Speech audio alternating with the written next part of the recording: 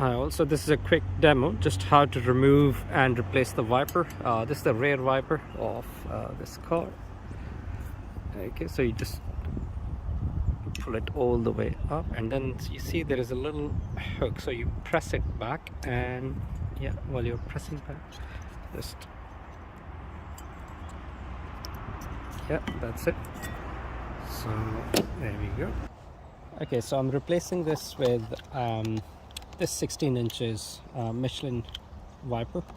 So you get these parts as well, but you don't need to use these if you have the hook like this one.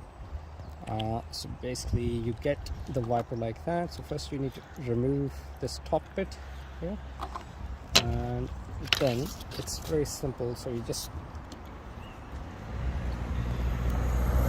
press down here, and yeah, that's it.